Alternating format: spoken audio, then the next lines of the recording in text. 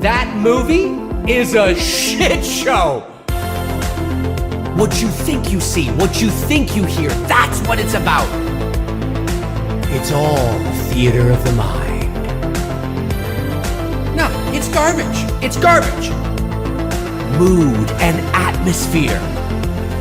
Now that I really like. That's what I'm looking for. That's what I want to see.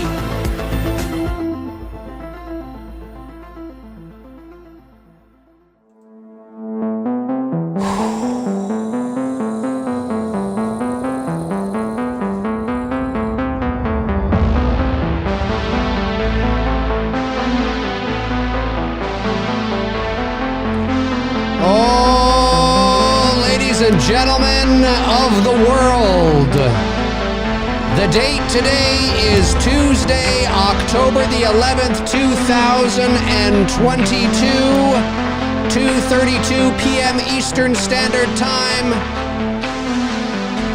We are 3 days away from the wide release of Halloween Ends. The world premiere of Halloween Ends is tonight. The embargo lifts a little late. How are you feeling? Are you still feeling the same way you felt before? Halloween Ends. This is the end of an era. This is the ending as we know it. Halloween 1978. Halloween 281, Halloween 382, Halloween 488, Halloween 589, Halloween 695, Halloween H2O 98, Halloween Resurrection 2002, Rob Zombie's Halloween 1 2007, Rob Zombie's Halloween 2 2009, Halloween 18, Halloween Kills 2021, Halloween Ends 2022. The 438th timeline. Have you been watching all the sort of the press junkets, the coverage, the interviews with Jamie Lee Curtis and company talking about it? This is it. The end of Halloween as we know it to be. The last go-around for the legendary Jamie Lee Curtis as Laurie Strode.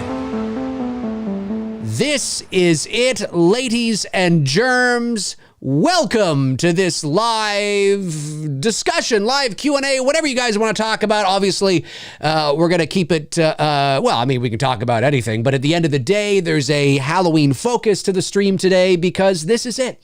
We are 3 days away from the wide release of Halloween Ends. And the world premiere is today. I believe it's today anyway, unless I completely missed it and it was yesterday. I'm pretty sure it's today. And there is an embargo that's up until Thursday, I believe, but there's some buzz. It's probably going to make its way online at some point today, especially after the world premiere. And this is it. This is the moment you've all been waiting for. This is the moment. Well, maybe not. Maybe it's not the moment you've all been waiting for. I have no idea.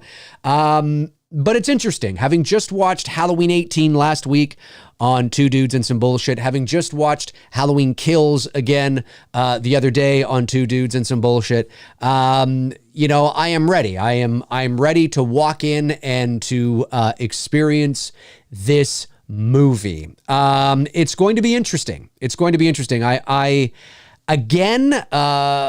have a feeling, although I was kind of half right about my experience with Kills. I said, I think I'm going to like Kills more than 18. I was wrong there, but I definitely liked the experience of watching Kills more than I did 18. And I've explained ad nauseum why that is. But with this movie, what I like about what they're doing is that it's a smaller film. It's more claustrophobic. It's a coming of age. It's more about character. It's going to be more of a character-driven movie as opposed to a plot-driven film. I've said this many times on this channel, but I'm digging that. If we can kind of go back, make it a bit smaller, make it more like 18, you know what? I mean, maybe I'll walk out of the theater going, you know what? I actually kind of like that. You know, it was all right. Despite the fact that there is this Corey Cunningham angle to this whole thing. We have to reserve our full judgment until after we've seen the movie. We can pontificate, we can speculate, we can throw out all the cliches and everything, but at the end of the day, let's just, when we walk into that theater or when you turn it on Peacock, just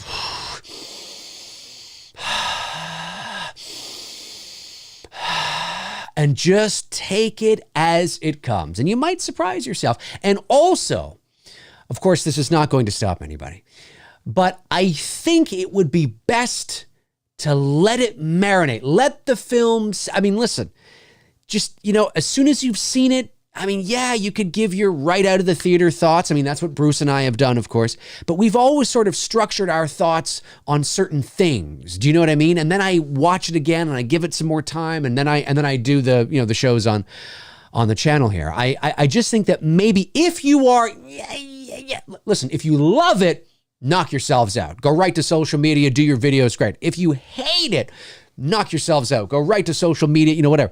But if you're kind of like, you know, if you're not sure, maybe watch it again, go home, watch it on Peacock, give it some time to marinate, see how you feel. Do you know what I mean? But anyway, it's pretty incredible that we are here. This journey that video that I posted on my channel in May of 2017, where I was talking about what I wanted to see from the new Halloween movie, which was still like a year and a half away. And now here we are. Here we are nearly, you know, over 5 years later. And, you know, incredible. I mean, I didn't think that I didn't, well, as you guys know, I didn't jump on to do the YouTube thing to build a community. I just needed a spot to kind of vent and talk about things that I didn't see people talking about in regards to Halloween. But here we are 5 years later, nearly 30,000 subs later. It's pretty cool. It's pretty cool indeed. But how do you guys feel about this? 3 days away. You are 3 days away from the wide release of Halloween Ends. And I know that there's a barrage of different opinions out there. And then there's people that are like, I'm excited, I can't wait. You know what I mean? And then there's people in the middle. I'm kind of in the middle. I'm like, well, yeah. Fool me once, you know how the rest goes. So, but we'll see. We'll see. I'm looking forward to the experience of watching it and seeing, excuse me, and seeing how it all comes to be. A very generous super chat comes in from George Stiegel.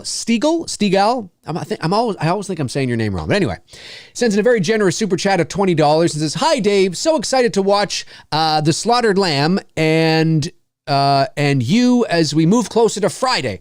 Can I get one final epic but Dave before Halloween ends? Thanks, Dave. Have a great day." Well, thank you, George. I really appreciate you sending that in. But Dave, what are you doing, Dave? But Dave. There you go, George. The guys over at The Slaughtered Lamb are fantastic, and they just celebrated their 2-year milestone. Amazing. They're approaching 5,000 subscribers. It's really, really cool. Great channel over there. Great content, great guys, great hosts, great chemistry, just all around great bang for your buck. If you are part of their Patreon or membership. But if not, it's great free content too. So, whatever. It's a win-win. It's a win-win. So there you go. Briar Grace sends in $4.99, says, in a recent interview, James Jude Courtney said that Nick Castle will play a character in the new film. Super cool to look out for. Yes, maybe we watched the same interview. I did see it where James said that Nick Castle is not. Now we've known this. We've known this, but it's been kind of like. We have known this for a while, but it really is now confirmed. Nick Castle is not playing the Shape in this movie. He had his cameo in 18. He did have a cameo in Kills, but it was axed, and it's not even in the extended cut, because I was looking for it during the extended cut the other day on Two Dudes, but they didn't even put it in the extended cut. It's a deleted scene. So, okay. So, you know, he's not back as the Shape in some sort of cameo, but he will be playing, or he is in the movie, and you probably, and you will see his face. So who is he? I don't know. Maybe he's the bum on the street. Maybe he's Guy A. You know, maybe he's, you know, a pedestrian that Corey bumps into on the street and he just goes, hey, watch it, kid. You know, so who knows? I don't know. And then we as Halloween fans will be like, oh, that's Nick Castle. That's so cool. That's so, you know what I mean? Whereas the average moviegoer wouldn't fucking know why everybody else around them's getting excited. But I suspect that's the extent of what his role is going to be. I don't think his role is significant, you know, in terms of it plays a pivotal part of the you know, of the story or the narrative. He may or may not have any lines, you know, who knows? So I don't know, but I will be looking out for him for sure. I'll be looking out for him for sure. And if he's got his beard, if he's got his long beard, or maybe he's just playing a dead body, maybe he's playing a dead body. That could be something too. But if he's got his white beard, he'll be easy to spot. No doubt about that. Pretty cool stuff indeed. Sean McCarney sends in £4.49. Thank you, Sean. Says, Dave, are you enjoying Jamie Lee Curtis's third Trauma world tour, or have you not seen any of her recent interviews? I love her to pieces, but geez.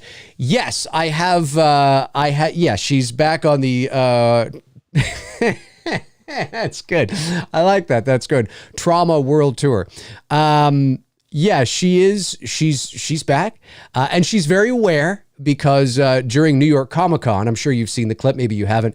She was being interviewed by Drew Barrymore on stage, and I guess she got to the point where she was talking about trauma, and she stopped and she turned to the audience and said, "I know, I've seen the meme." I think she meant video, although I'm sure there are memes out there too. But she's like, I think she was probably talking about the video. She's like, I've seen it, but you know what? It made a lot of money, so fuck you. You know, she's being Jamie Lee Curtis, right? And it's like, yes, Jamie, but it didn't make a lot. With all due respect, Jamie Lee Curtis, it did not make a lot of money because of the trauma angle. It made a lot of money because you were back, John Carpenter was back. You know, it was the first Halloween movie to have been released in the month of October in, 29 years. There was a lot of word of mouth, a lot of buzz, and it got a lot of positive feedback. But I don't know if the trauma angle was particularly the sole reason for that. But to be fair, listen, this, as I've said for almost 4 years now, I have no evidence of this, okay? This is purely speculation on my part, all right? But I have always believed that if it wasn't for Jamie Lee Curtis, I don't necessarily believe that these movies would lean so heavily into social commentary. I'm not saying that David Gordon Green and Danny McBride are not capable of doing that. I just don't know if they would have instinctually and naturally gone that route if they didn't have Jamie Lee Curtis, hello, executive producer, has a lot of sway on these, these 3 films here in terms of her. I mean, listen, some EPs just, like, yeah, you can use my name and whatever. Just because you're an EP doesn't mean that you're, heavily involved. But in terms of Jamie Lee Curtis, we know she is. And we know that she probably has a lot of creative sway or suggestions or things like that. And I've always believed that Jamie, one of the stipulations for her coming back was that it's not that Jamie, let me try that again. It's not that the character of Laurie Strode wasn't written in the way already. Like when Jamie got the script, I do believe that it was already sort of there, but Jamie Lee Curtis has made these movies about that consciously. Whereas I think if she wasn't a part of it, it would have been probably maybe even better for the film to remain more subconscious to the audience. But Jamie, because she's a social activist and she's very outspoken, and she sees something and she's taken that now that probably was there, but meant to kind of just be on the peripheral. Do you know what I mean? It's just kind of there. We get it. We kind of know what this is. But Jamie has made it all about that. It's the 3 generations of women, and it's this, and it's the trauma, and it's this, and it's this. And it's kind of like, sure. Okay. Sure. If that helps you get up in the morning to play the character again, sure. Okay. So it's no surprise to me that every time she goes on the press junket tour, she is, leaning heavily into the trauma, because it means something to her, right? It's very important to her, and like I said, it helps her get up in the morning and play this fucking character she probably doesn't want to play anymore. But that's not to say that angle wasn't there. It just probably wouldn't have been so in our faces, if it wasn't for Jamie Lee Curtis. That's my pure speculation. So yes, I have seen that, but, she's oh man, she knows how to sell. She knows how to sell. Let me just put that. She knows how to sell. I do notice that she gets emotional a lot. I don't know if I fully believe it. And I mean, no disrespect to Jamie Lee Curtis when I say that. I don't know her. If she ever sees this, don't mean any disrespect. But sometimes sometimes, in my opinion, feels a little overselly. Just a little overselly. There's no tears in the eyes. There's no watery sort of, shiny things happening in the eyes. It just feels like, she's doing her job. But hey, you know what? Again, I mean, no disrespect. It's just my opinion, my little opinion off over here in the corner of the internet. She's very good at doing that job. She's very good at doing that job. She was very good at doing it with Halloween H2O, a movie she regrets. Not regrets. I think she, but she doesn't, she now in retrospect says, oh, I just fucking did it for a paycheck. I mean, she says that, but during the promotion of the movie, I mean, she's good. She's good at her job. She's a Hollywood pro. She's a Hollywood veteran. She's a legend.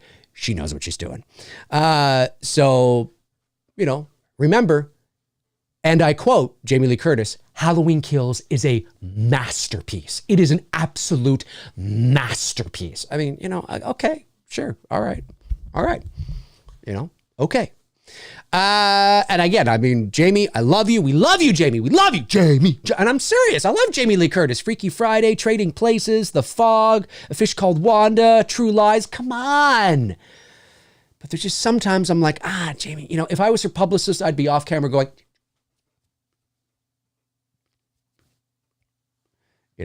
just take it down. Just a little much.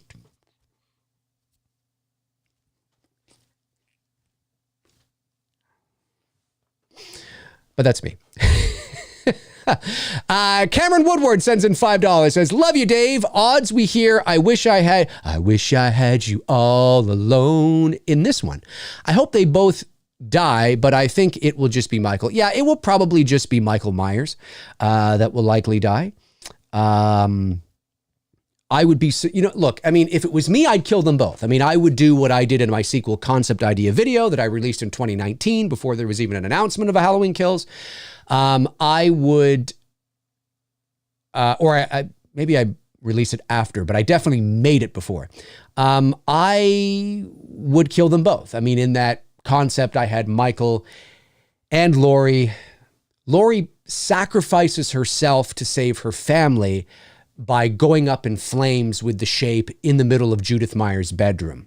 There's more context around it, of course, but that's sort of, she had to do that. So they both died. Because of the social commentary of the movie, and that Jamie Lee has made very apparent by these press junkets and press tours, and what's very important to her about these 3 films, what's very clear when she speaks is she really believes, and I don't know. I mean, maybe David Gordon Green has talked about this. Maybe he has. Actually, I think he probably has, but he certainly doesn't sell it like Jamie Lee Curtis does.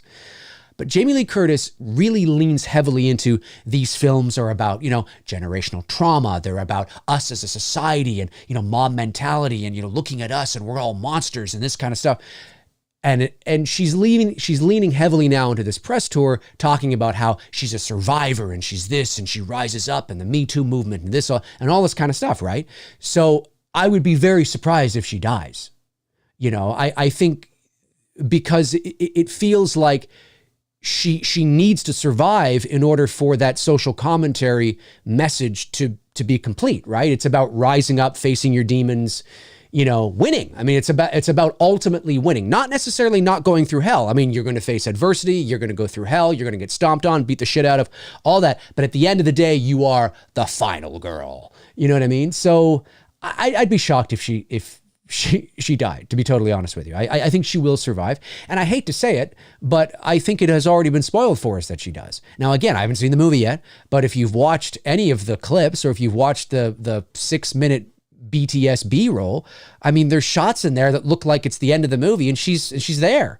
So, I mean, and the stuff is out there now, guys. It's out there. It's not me, going, hey, so I heard the other day. This is out there. So yeah, I'd be surprised if she dies. I'd kill her because I think, but then again, my movies wouldn't necessarily have that social commentary angle. Not that it wouldn't have some social commentary. A lot of horror movies do, but I wouldn't be driving that angle. So it wouldn't feel like killing her kind of defeats the purpose, if you know what I mean. But you never know, man. You never know. Okay, let's see. Oh, wait, no, hang on. Okay, I got that one. Wait a sec, did I, wait a minute here. Oh, that was different. Oh, wait a minute. No, I did get that one. Sorry about this, guys. Let me just see here. Oh, okay. Anyway, Jordan Christie sends in $4.99, says, I personally think the new Halloweens have been lacking in suspense and tension. I agree. Hoping they utilize more of that in Ends. What's your thoughts? I agree with you, Jordan. Overall, like generally speaking, there are some moments in Halloween 18 where there's some of that, right? You feel it. You're like, oh, okay, this is good. But it doesn't really last very long. And what there is of it is, it's okay. It's okay. Same thing in Halloween Kills, like the Lindsay chase scene, right? It's good. I like the way it was executed. I like the fact that they didn't use music. They just had the environment of the elements and the crickets and, the water and stuff like that and his breathing. Like there's moments, but overall, you're right. Both of these films overall really are sort of void of anything that really could be like real good suspense, which is what you expect from a Halloween film, at least a Halloween set of films that are based on the 1978 original. So I agree. I agree with that.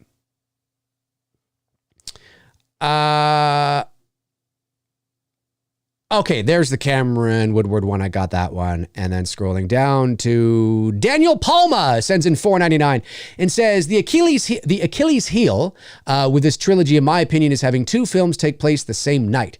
Difficult to develop characters and plot. Your thoughts on this? Possibly. I think really what was the Achilles heel of Halloween Kills was there was too many people. I think the more people you have, like there were too many legacy characters, right? And there were too many people. So I think that, if you had brought back Tommy Doyle and if you had brought back Lindsay Wallace, which I would have done. Now, see, in my sequel concept, I had Tommy and Brackett and Lonnie. But looking at the Halloween Kills movie, what would I change? I'd get rid of Brackett. Listen, I love Charles Cyphers. I do. I mean, we all do. He's a Halloween legend. He's a horror character actor legend, right? Great. But he's a useless stooge in this movie. Like there's no reason for him there other than for us to go, oh, it's Brackett. Him and Laurie don't even have a scene together. It's just, listen, no. I would not have even asked him to come back. So that saves me one character that I have to focus on or have any sort of scenes with. Then I would have gotten rid of Marion Chambers. Completely pointless. It just, her role in H2O was better. If you're going to bring her back, then her role and her death and demise, if you do decide to kill her, should be way better than it was in H2O, because you don't want anybody, because she's already come back. You see, with Brackett, there's nothing to compare him to. But if I was the writer, I would say to everybody, okay, if we're going to ask her, and if she says yes and she comes back, I don't want, by the end of the movie, people saying, well, they did it better in H2O. I don't want that. Because then why are we bringing her back? There's no point. And even the way they brought, and I don't believe that she would be hanging out with these three at the bar every Halloween. I just don't buy it. I don't buy it. Useless. This is for Dr. Lewis. Useless. Out of there. So there's two. Gone. Lonnie. I know Lonnie is Cameron's dad, and that was established in Halloween 18. I get that.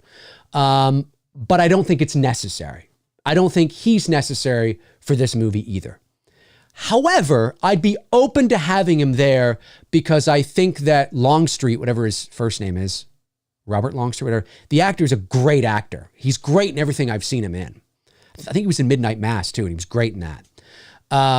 So because he's a strong actor, if we give him something strong to do, we develop him a bit more, maybe. But I would have had it focus on Tommy and Lindsay. Not necessarily that they're married and they're a couple. That's a little cliche. But like I've said on past streams, I would have had it focus on them because they are outside of Laurie, they are the sole survivors. And I would have had the town sort of looking to these two for answers and them struggling with what to do because they're like, we were children, we were 8. And this town is looking to us like we should know what to do to lead them into, which is kind of like what Tommy does. He sort of takes on a leadership role anyway. But it's just the legacy characters were wasted in Halloween Kills. I felt nothing when they died. Literally nothing. Nothing. I felt nothing. And if you're going to bring back a legacy character or characters, you better make sure that you are developing them in a way that really, taps into that nostalgia, that fandom and that history that's there, right? That history. And I think the less you bring back, the more opportunities there are to do that. So I think if you had gotten rid of the others and you had it sole focus on Lindsay and Tommy's relationship, I don't mean, intimate relationship. They might not even know each other. Maybe they're married to other people, but they're brought back into each other's lives because of this incident.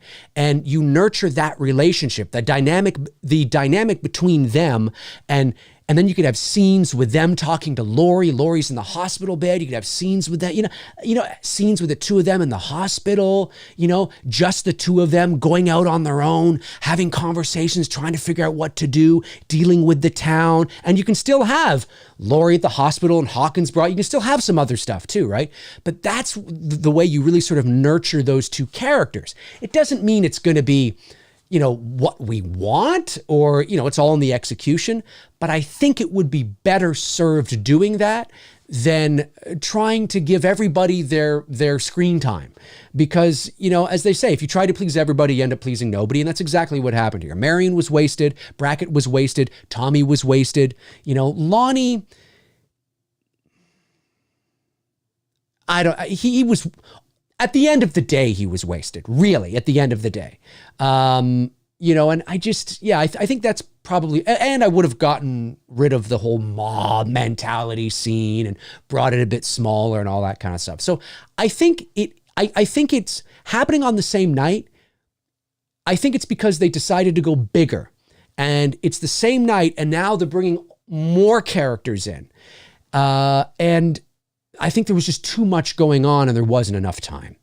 That's ultimately why I think it failed, because Halloween 2 from 81 takes place on the same night. And I don't feel that same thing. Do you know what I mean? So great question though, Daniel. Thank you. All right, let me just get these other ones that came in here. Anthony T sends in $10, says, I was watching live streams and everyone wants Lori to die. Do you think it's everyone is tired of Jamie Lee and some of her BS? If it was a different actress, would people feel different? Thoughts? Well, I don't know, Anthony. It's a good question. I mean, I know that Tony, for example, my co-host of Two Dudes, is not a big fan of the character of Lori, and I think he's just kind of tired of it now and things like that. I think it's a combination of a lot of things. I think there are people out there that are tired of her social activism because she's very sort of preachy and can be condescending. At least that's how people, interpret it, right? And then I think there are people, so it's more of a personal thing. I just don't like Jamie Lee Curtis and her fucking preachy woke bullshit. You know what I mean? Okay, so then you have that crowd, and then you have the crowd that probably wants the character of Lori to die because as long as it serves the story, I don't think, at least I would imagine, I don't think anybody out there wants the character of Lori to die in some sort of shoehorned in, she trips on a rock and hits her head. Oh, she's gone. I mean, I don't think we want that. It has to serve the story, and there should be some bottom there. There should be some weight, like in my sequel concept, right? I had her sacrificing herself to save her granddaughter or to save her family. She makes the ultimate sacrifice at the end of the day. So her family in the town of Haddonfield can live on in peace. And so I think if she's going to die, it has to be something like that because of how integral and how much weight there is to this character. I mean, this is Laurie Strode. This is the Luke Skywalker of Halloween, right? So there's gotta be some bottom and some weight there. So I think there are fans that probably just want the character to die because they don't like Jamie Lee Curtis and her, political views per se. But then there are those that probably want the character to die because they feel that it would serve the story well.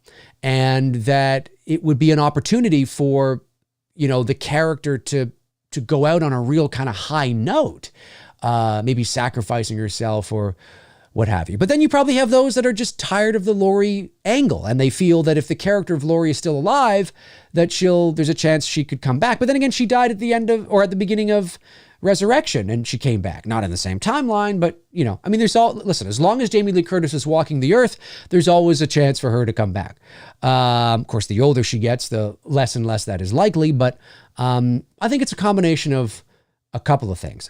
I wanted the character to die because I think it serves the story well. The story that I created for my sequel concept, but the story they created for Halloween Ends, I have no idea. I don't think she's going to die. I don't know, but I don't think so. Everything and I feel confident in saying that now because of the way she's promoting the theme of this trilogy. It would be strange. And again, it's not impossible. I mean, maybe she dies and we're like, oh, okay. Oh, no. Okay. No, that makes sense. I get that because they did this, this, and this. And it's still and you still deliver the same message. But I'd be surprised because of how much she's promoting that rising up final girl, all that kind of stuff. Right. So, I think she probably is going to survive and Michael's going to die. But we'll see. Songfan sends in $4.99, says, hey, Dave, I hope you are going to see Halloween Ends opening night and give us your honest out of the theater reaction. Then hopefully get a full review. Thanks. Well, I am seeing it. Don't know when, but I can't guarantee. You see, with 18, I was able to give you an early sort of reaction because I saw it at the world premiere here in TIFF. Last year, I was able to give you an early reaction to Kills because Bruce and I were fortunate enough to go and see a screening a few days early. This year, that's not the case. I am not seeing a screening early, so I will have to see it along with everybody else. So if I was going to give you a reaction, it probably won't be till Friday night, but you'll probably be seeing it Friday night anyway. So, but maybe I'll do that. Maybe I'll go live and do it anyway for the sheer fact of tradition. We shall see. But a review, a review might come this weekend, maybe Saturday. I might give my first impression thoughts, do a live show, things like that. But we'll see how I'm feeling. But yes, definitely. We're not far away now, man. We're not far away. Ben Lowry sends in $5, says, today is my old 32nd birthday. Well, happy birthday, Ben. And all I want is a non-crap final battle of Mike and Lori where they both die finally and no magic mask. Well, maybe you'll get that, man. Maybe you will get that. I don't know. It's going to be interesting. It's going to be very interesting to see how it all plays out. I have a feeling because of what we do know about the movie, even though I know, again, a lot of channels are still saying allegedly, okay. I've just kind of gone out there and said, nah, it is. Now that doesn't mean, and I am not saying that there might not be a surprise or two in the movie that we don't know about. I mean, maybe there will be. But I think the foundation and the trajectory of the narrative is exactly what we all believe it to be because of everything that's out there. So yeah, I don't think there's going to be a magic mask. I think Michael will continue to be left ambiguous. That's the feeling I get from listening to David Gordon Green speak in a few of the interviews I've heard him speak in. I do get a sense that, they will leave him ambiguous, which is good because he needs to be. It needs to die. It needs to be. Yeah, it's F, but it probably will be a divisive film. What else is new on the internet? Okay, got that one. And then Ben follows up with another $2, says, Dave, how can we get an H2O type epic ending again? Well, listen, I'm not a big fan of Halloween H2O. So, so I'll look at this from 2 points of view because I have to separate it. Seeing Michael's eyes, but it wasn't Michael, it was the paramedic. Whatever. In 1998, you had no idea there was going to be another movie 4 years later, and neither did they. And yes, there's an out clause, and the only reason why they continued on with the paramedic bullshit in Halloween Resurrection 4 years later is because Halloween H2O was a critical and box office success. But had Halloween H2O not been a box office success or margin, it was okay. But it didn't really warrant a follow-up. Then that would have remained as Michael Myers, even though that, we can't kill Michael Myers. Basically what this clause basically means is that if these movies continue to be successful, then every movie we make, he doesn't die. But if Halloween H2O had been a disaster, they wouldn't have made another one. And it took them 4 years to make one after H2O anyway. Anyways, in the theater in 1998, when you're watching it, that's Michael Myers, right? And you see his eyes and the whole reaching out to her and doing the hand touch. Oh, it's so cringy. It's so fucking cringy to me. It's lame. I don't think it's aged well. So it's very difficult, and the way he sits up on the road. And I know now in retrospect, people can go, but it's the paramedic. Of course he's not going to sit up like this. And yeah, but you know what? Again, come on. He sits up on the road and he looks over and he looks, it was terrible. It was terrible. I hated it. I hated it then in the theater in 1998 when I was 19, and I hate it now. However, the idea of Laurie Strode chopping off Michael's head, is a good idea. That's a good idea. So I can look at it from that perspective and go, yes, if I don't think about the eyes and I don't think about the cringy, lame, silly soap opera-y stuff, that ending, sure, yeah, just, and I wouldn't have had the head roll to the camera so you could see his eye. Oh, get out of there. What are you doing? Wouldn't have had that either. But the idea of Laurie chopping off his head, completing her redemption arc, yes, I agree that was a really, that was cool. Absolutely.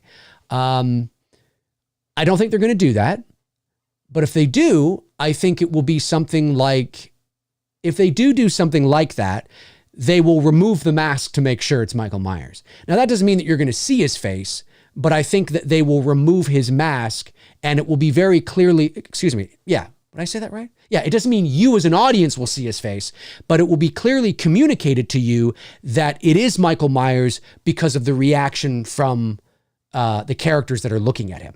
You know, and maybe you'll see like the top of James Jude's head or something like that, right? So, and then they cut off his neck, or they, I don't know, strap dynamite to him and his body explodes. I mean, again, Michael is not literally like a supernatural entity and being like Freddy Krueger or Jason. So if you chop off his head, like you literally detach his head from his neck and his heart stops pumping, his head is not going to roll over to his body and reattach. That's not the kind of supernatural that we're talking about here when we talk about Michael Myers, and certainly not the kind of supernatural that John Carpenter was talking about. We're talking about something that we can't quite put our finger on. Well, he is a human being, obviously he is, but there's something, I don't know what that's strange. How is he able to? But if you were to literally remove his head from his body, he's dead. He's dead. I mean, he's clearly dead. So I don't think they're going to light him on fire. I think it will be something to do with some sort of explosion or because what else could it be? What else could it be to solidify that he's actually dead? Oh, he's not coming back from that. Like clearly he's dead. And it's not going to be an H2O thing where it's like, oh, they didn't take off his mask. Maybe it was gory. No. It's Michael Myers. So that's what I think, because I can't think of anything else off the top of my head at the moment. But maybe there is more. I don't know. Happy Sanjo sends in $10 and said, if Lori dies, she wasted 40 years, ruined her daughter, childhood only for her to die. Anyway, she failed and let everyone who survived 78 die. She fixated on him and loses everything terrible. Well, I don't necessarily agree with that, Happy, because it's not that she dies, it's why she dies. Again, if, and we don't know that she does, and I actually believe that she's going to survive, but hypothetically, if Laurie Strode does die, it all depends on why she's dying. How is she dying? If she dies, like in my sequel concept, right, which you could argue which is a sequel to Halloween 18, she dies in it. I kill her off. But I kill her off in a way that she is sacrificing herself. She's making the ultimate sacrifice to save her family and ultimately, really, for all intents and purposes, the town of Haddonfield. And that's something that, yes, she dies, but at the end of the day, is it a waste? Well, maybe, depending on how you look at it. But she's in her 60s. You know, she's wasted her life. It's not like she's got less runway ahead of her than she does behind her. She feels that in my sequel, it was like, I need to do this. I need to do this. And that's, you see, that gives it weight and bottom. And then it's not just her I don't just mean that she dies. Like she gets into a fight and she's stabbed and she falls to the ground and she's dead. Yeah, there's no meaning to that, right? There's no overarching sort of weight to that death. It's just, she's just another death. And that is something that Laurie Strode cannot be. Laurie Strode cannot be just another death. It's why, and again, if you can humor me for a moment, I know there's a lot of people that didn't like it. I know there's a lot of people that don't like The Force Awakens, but Han Solo's death meant something. There was a lot of symbolism there. Regardless, I get it. Oh, they killed Han Solo. I hate Kylo Ren. Fuck Disney Star Wars. I get all that. But if you watch it and you actually listen to what's going on there and watch the symbolism around it and all that kind of stuff, maybe you don't agree with it. Maybe you don't like it, but it worked for me because it wasn't just Han Solo.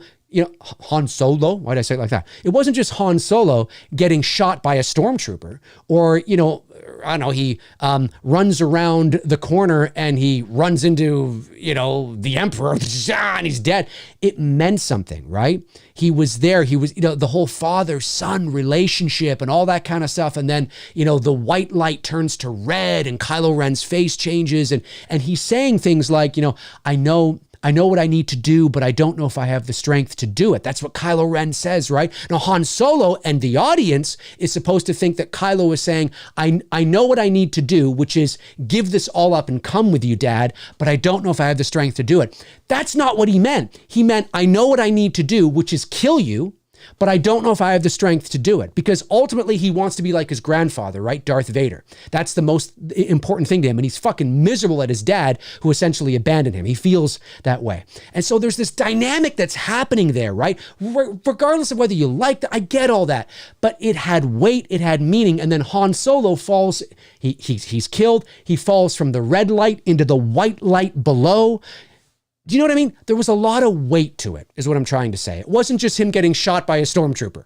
So the same thing has to happen with Laurie Strode. If you are going to kill off a legacy character, not everybody's going to like it, but it really comes down to how you do it, how you execute it. What is the meaning behind this? What's the motivation? Why is this happening? What does it mean to the bigger picture?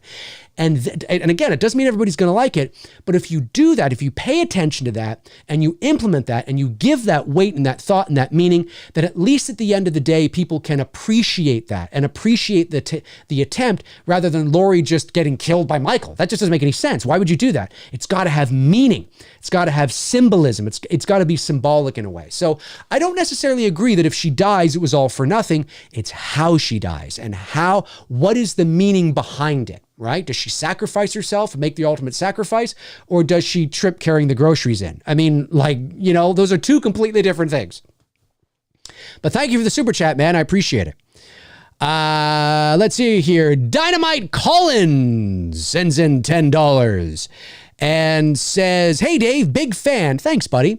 Early photos of Halloween Ends show a poster of a missing woman. She was last seen in 2021 of October. Where do you think that plays into the story? Yes, I remember that. It was it was by the bridge.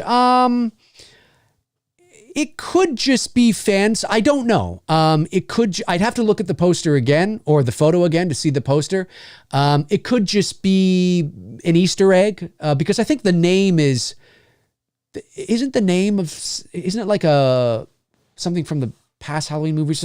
There's something about it that will resonate with Halloween fans, I think.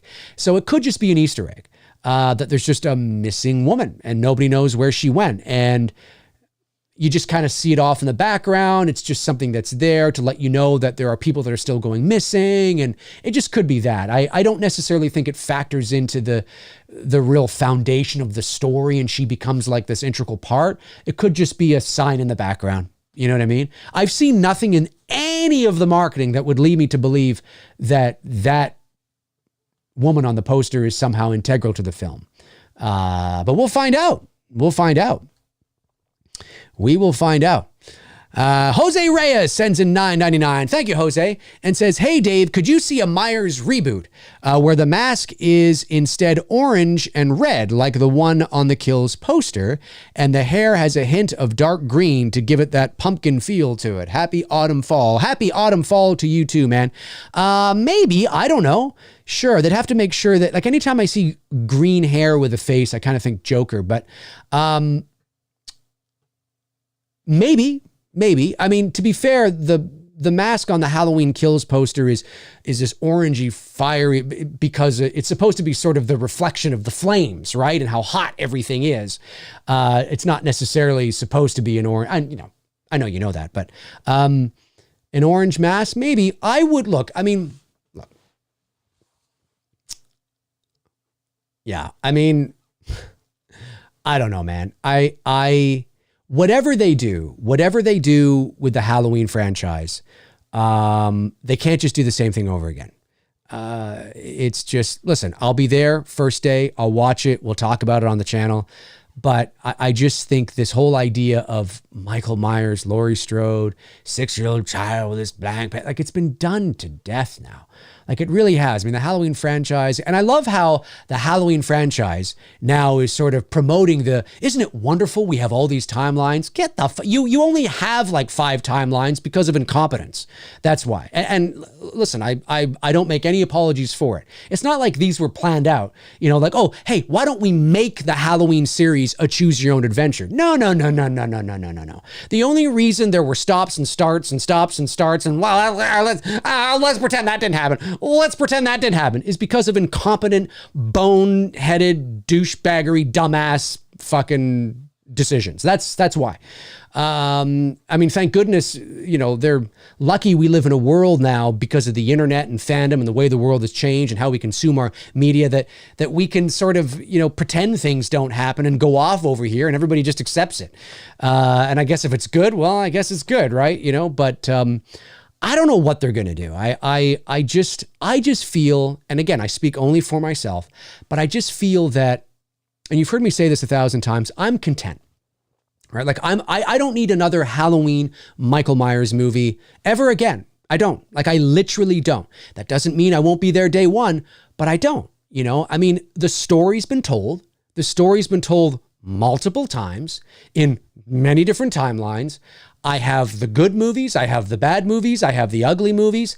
I'm satisfied. Like, it's like I've had a nice gourmet meal with, different servings and salads and a I'm full. I'm comfortable. I'm good. You want dessert? Do you want more? No, I'm good. Go. No, but please go tell your chef not to bring out the cake. I'm good. I'm totally okay. Do you know what I mean? That's how I feel. And then you might, say to yourself, well, yeah, but maybe 10 years go by and maybe you're hungry again. Maybe I am. But at this very moment, I'm Michael Myers out, man. I don't, like, I've, in terms of this story, like in terms of how many ways can we tell it? That's why I feel that if you are going to retell this story again, you gotta bring something new to it. And I know that's going to be upsetting to, us old fogey Halloween fans. I get that. But as long as the DNA is still there, I can appreciate a reimagining of the story. I just cannot imagine.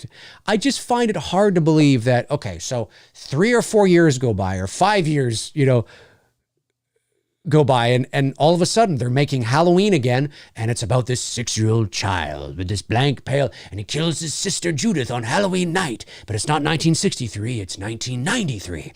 And then there's this doctor named Dr. Sam Loomis, and he's put away for 15 years, and he comes out in 2008, and then he comes, it's just like, oh, we're doing this. So you're changing the time period, but you're telling the exact same story, and listen, maybe it'd be great, right? Maybe it would be great. But I just feel that, I don't know. Ask me again in 5-10 years. Maybe I'll be like, yeah, let's do it. Woo. But right now I'm just like, it's been done. Let's get Freddy back in there. Let's get Jason back in there. Let's try and get something else. I just think the story of Michael is tired now. So for a reboot, a mask that's redder with green hair, maybe it's not even that mask. Maybe it's a different mask, maybe it's something different. Maybe it's a different thing altogether. But when you watch the movie, you go, oh, this is like Halloween. But it's not a bad thing, right? Like, you're not watching going, oh, this is fucking like Halloween. Lame. No, it's not like that. Like, you watch it and you're like, oh, this is kind of like, it's like watching Hush. Right? Where you kind of get that. Now, Hush is not Halloween, but I'm just saying, like, there's little things in there where you're like, oh, yeah. Do you know what I mean? Like, maybe it's a story about a little boy who grows up to be a serial killer and he kills a family member. Like, you watch the movie and it's a great movie.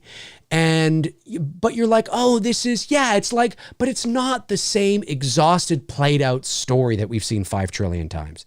But it's clearly tipping its hat to Halloween and the legacy and that kind of stuff. Like, maybe, I don't know, I'm just trying to think of something that doesn't exhaust it. I just think that, yeah, anyway.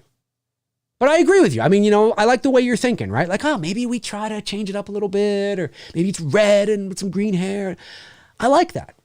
But to me, it ultimately comes down to, what's the story? Like, what's this going to be? I think what Blumhouse is going to do, and I think it's already been in the works for a while. I do think that Malick he's going to sidestep, and he's going to go to Season of the Witch. That's what I think he's going to do. It's already got a built-in fan base. It's already a proven, sort of, and anthology films are much more embedded into the pop culture now than they were in 1982. It's much more accepting of it. Maybe it'll be a Season of the Witch series on Prime or something. I don't know.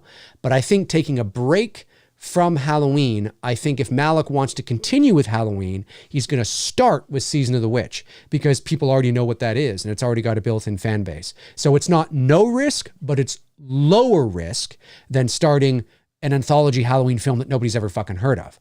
And maybe it spawns a really great series on like a Prime or Netflix or something, or maybe it's a theatrical release, but it's a sequel or it's a reboot or whatever. But the Season of the Witch name, I could see that.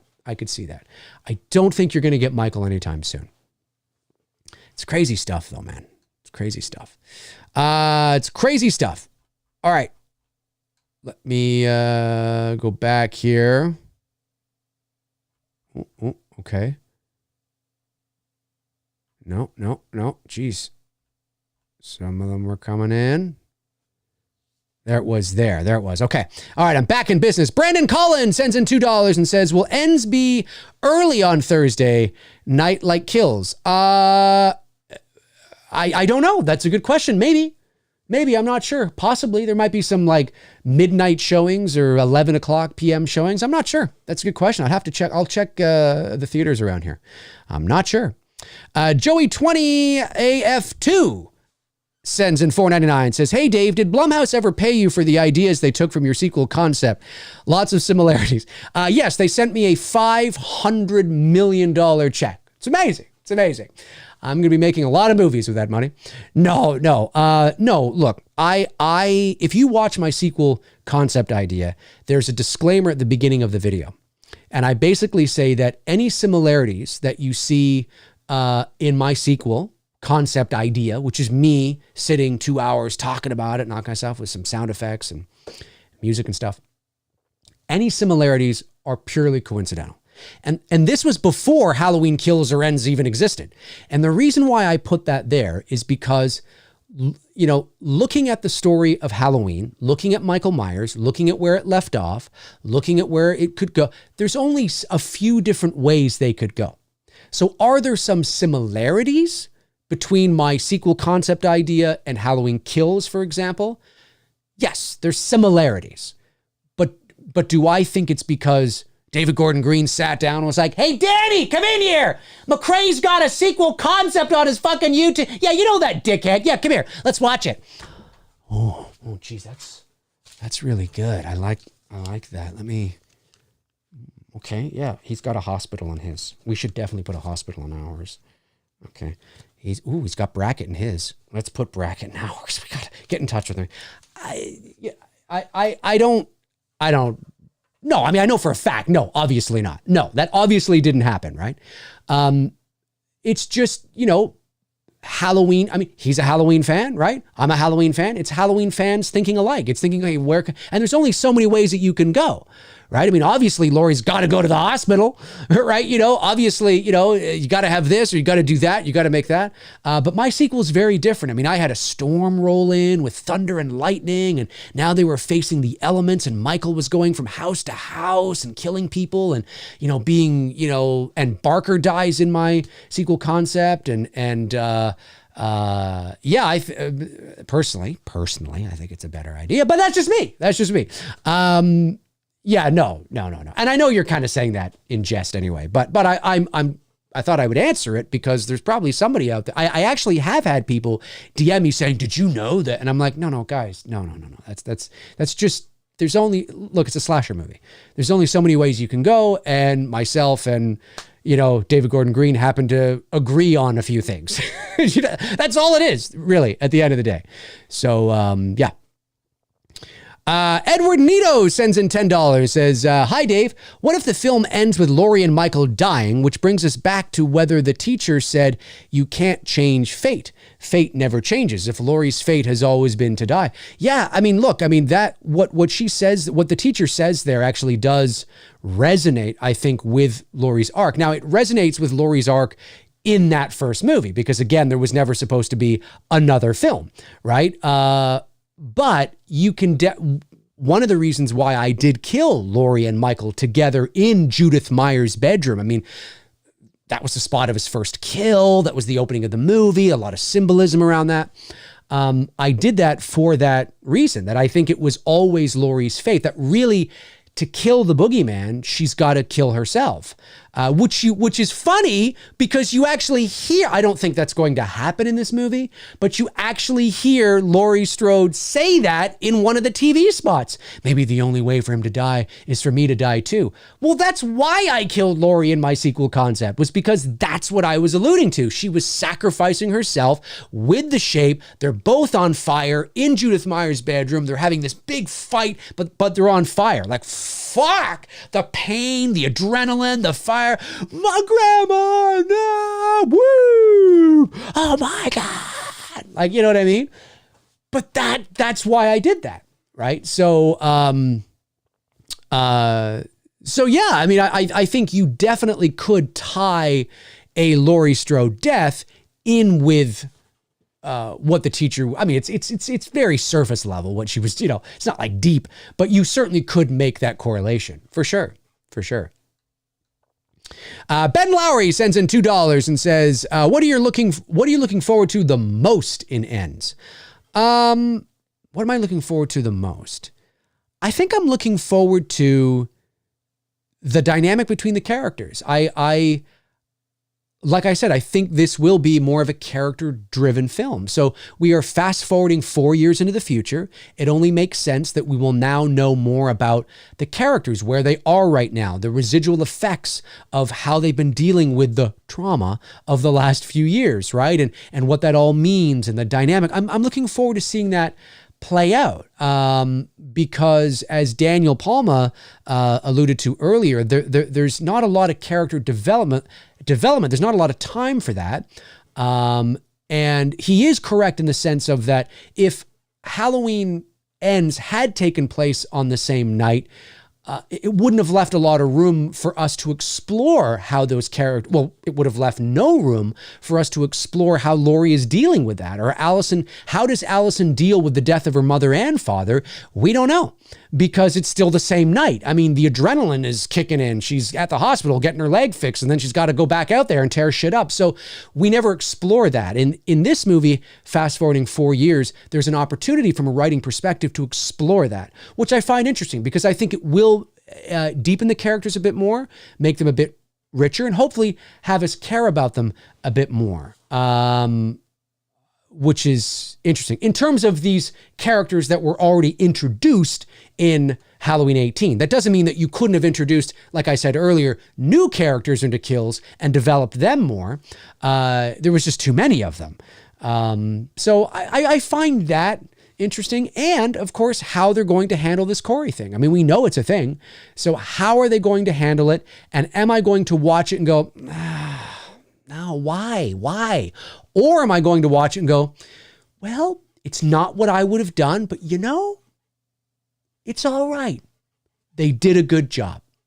They didn't insult my intelligence. They didn't insult the intelligence of Halloween fans and sacrifice Halloween DNA for some preachy, condescending, shoehorned in social commentary. Again, horror movies have social commentary. They've had social commentary for decades, but there's a big difference between subliminally and subtext and on the nose, beating you over the head, preachy and condescending, like, in my opinion, the 2019 Black Christmas. You should be free to do that. You are allowed to do that. All power to you.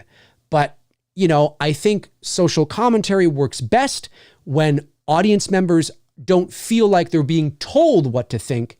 They're being given choices and sort of allowing them to think, that's interesting. That's making the audience feel like they're still in control rather than, beating somebody over the head saying you're a fucking idiot if you don't think this. And we see that a lot nowadays. And I don't think that really sits well with fans. And so it's going to be interesting to see how this plays out. Are we going to have another mob moment where the film deviates and we're like, can we get, Are we going to have another Sartain moment where we're like, what the fuck is Barker doing in the mask? Why is Barker in the mask? Why is Barker wearing the jumpsuit walking around killing people? What is going on? You know what I mean? Like, are we going to get a moment where we're like, or is it just going to kind of go along swimmingly and we go, all right, that wasn't bad. Not, but all right. They didn't blow it. They didn't blow it. You know what I mean? So I'm looking forward, as I think we all are, kind of seeing how that is and how we feel about that.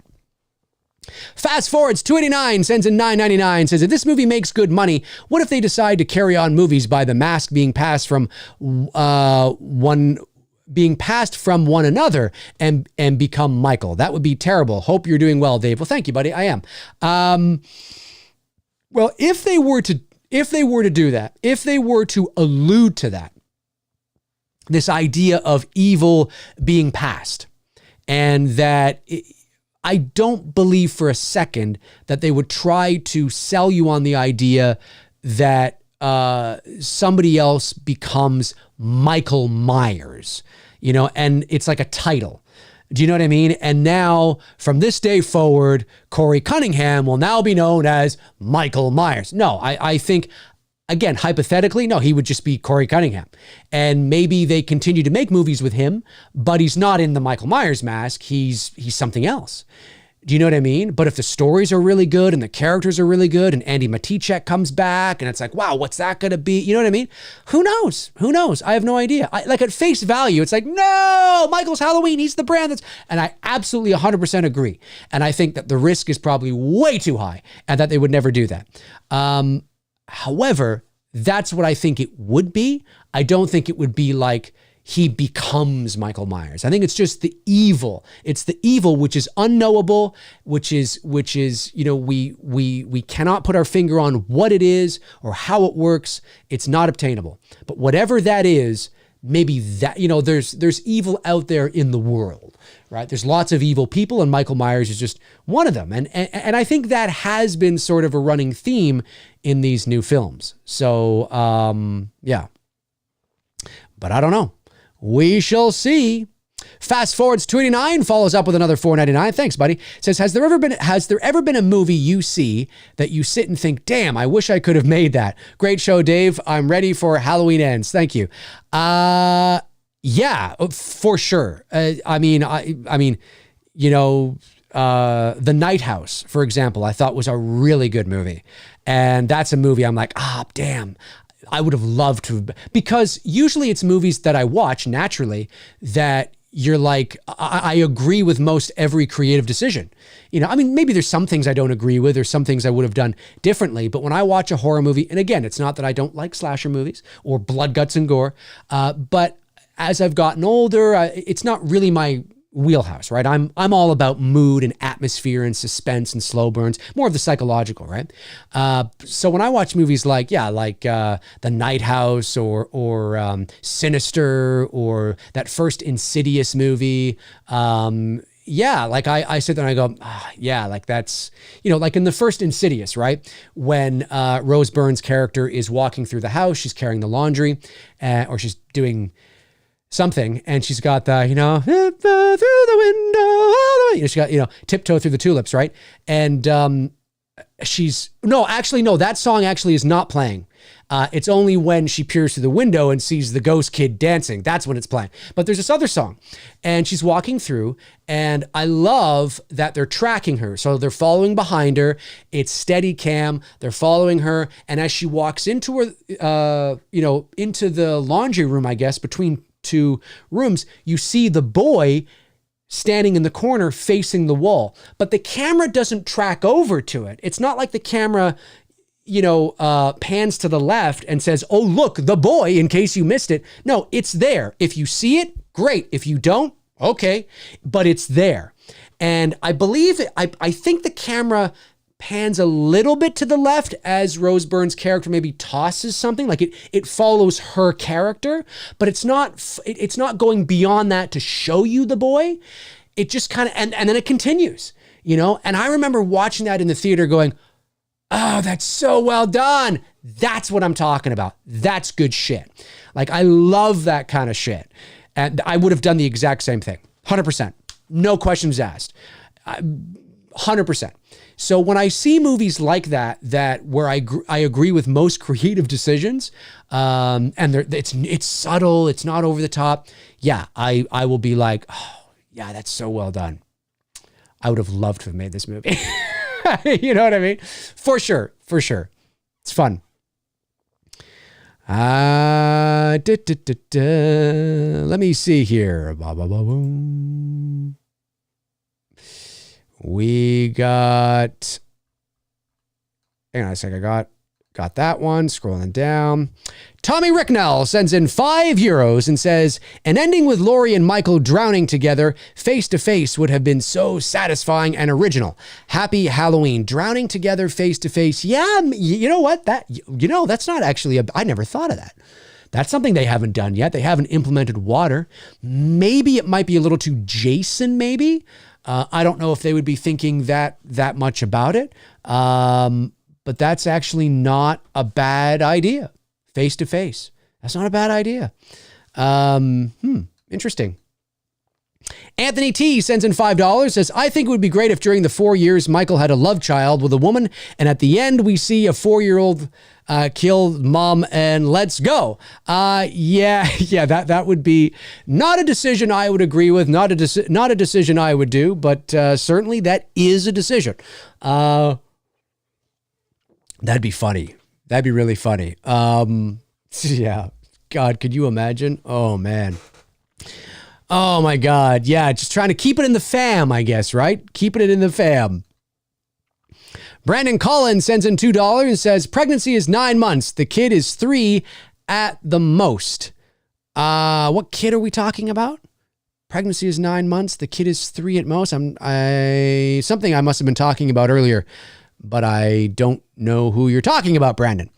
The Rusty Lion sends in £5 and says, Tommy was all bark and no bite. He hit Michael only once with the bat when he was already on the floor. Well, again, that just goes back to the utilization of the legacy characters, right? They were not, because there was too much going on.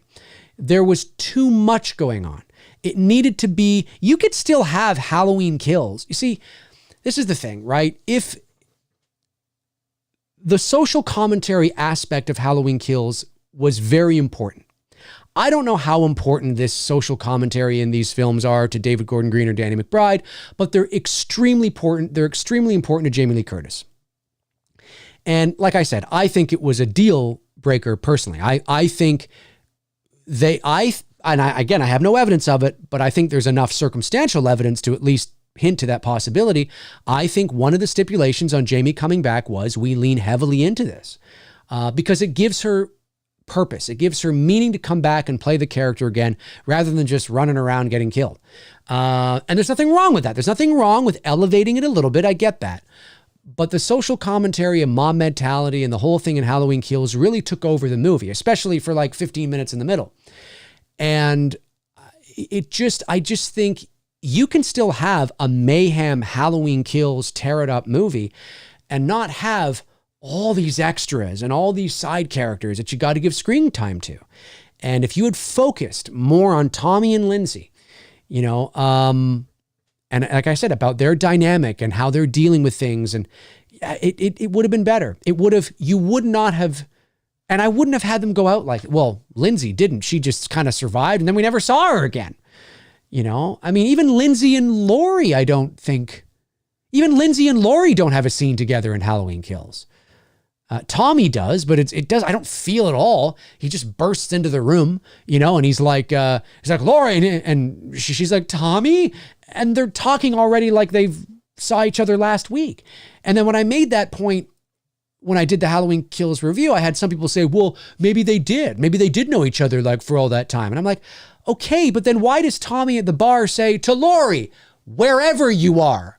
Usually when you say wherever you are, that's something you say when you haven't seen or spoken to somebody in years, right? You have no idea where the fuck they are. And this is the age of social media. So clearly Tommy and Laurie aren't Facebook pals or Instagram buddies, right? I mean, obviously they don't know where the fuck she is.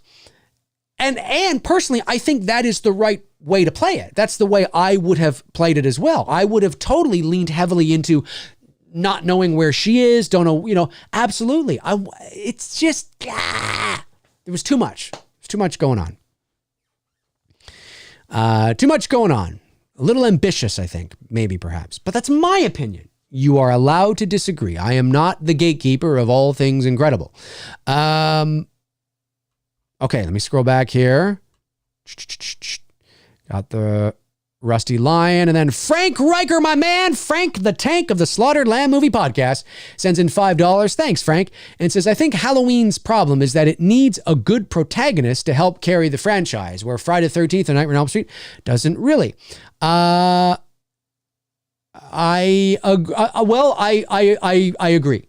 I agree. And I think it's because the reason why is because you see, with Freddy and Jason, we already know why they are the way they are, right? We don't need a buffer. We don't need a Loomis or a Laurie or that one character that is us, right? We don't need that one that is there to explain it all to us. But because Michael is the epitome of, ambiguity, an enigma, the shape, the unknown, the mystique, all that kind of stuff, we need somebody that is sort of that constant, that is us funneling that through the audience in the theater. Do you know what I mean? Like, we need that somebody that's kind of there, that is our conduit, or our sort of, our connection to the whole mystery of it all. But Freddy, we don't need that, because we know why he's the way he is. We know what happened. We know why he's doing what he's doing. There's no mystery. It's just, I go to the theater to watch Freddy tear shit up. Really, at the end of the day. Now, that doesn't mean in a sequel or in a reboot or a remake, they can't implement more of that mystery. I actually think it would bode well, because after all, this is about dreams and the subconscious and, all that kind of stuff. I mean, some mystery would probably go a long way, and Axe the fucking, carnival barker and loser he became in, Freddy's Dead. It would probably bode really well for the franchise. But Jason, same thing, right? We know why he's the way he is. We know what happened to him. We know why he came back to avenge his mother's death over and over and over and over and over. We know it's just, you watch it. That's what it is. Again, that doesn't mean you can't elevate it a little bit and add a bit of, a little bit of something in there, like what Vincent DeSanti's been doing with the Never Hike Alone series of fan films, maturizing it just a touch, kind of giving it more weight than just, doing the same thing over again. But at the end of the day, we know why they're there. We know that.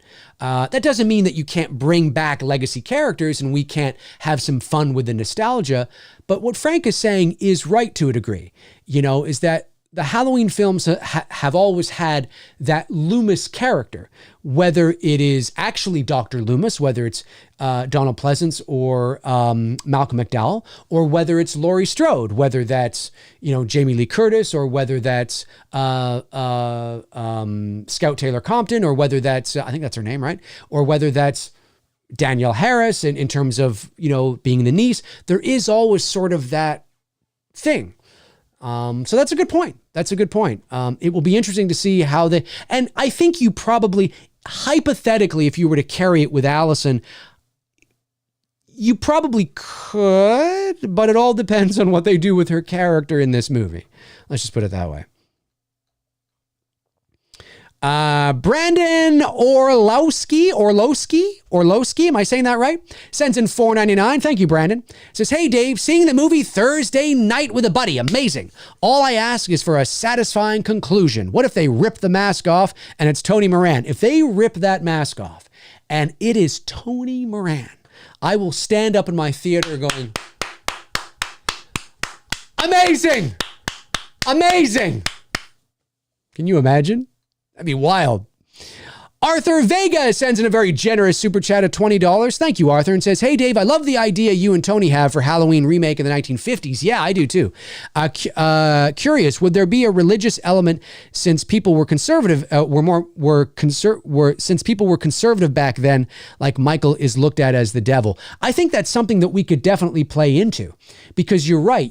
For those of you that don't know, Arthur's talking about an episode of Two Dudes and Some Bullshit a few months back, where Tony and I talked about reimagining the Halloween sort of story, keeping the DNA there, but delivering something a bit different. So our idea was was telling the story again, but going back to the 1950s and making it more of a horror Hitchcock film, noir film, where really Loomis is no longer a doctor. He's like a detective. So he's got, the trench coat and the fedora because it's the 50s, and it's black and white film.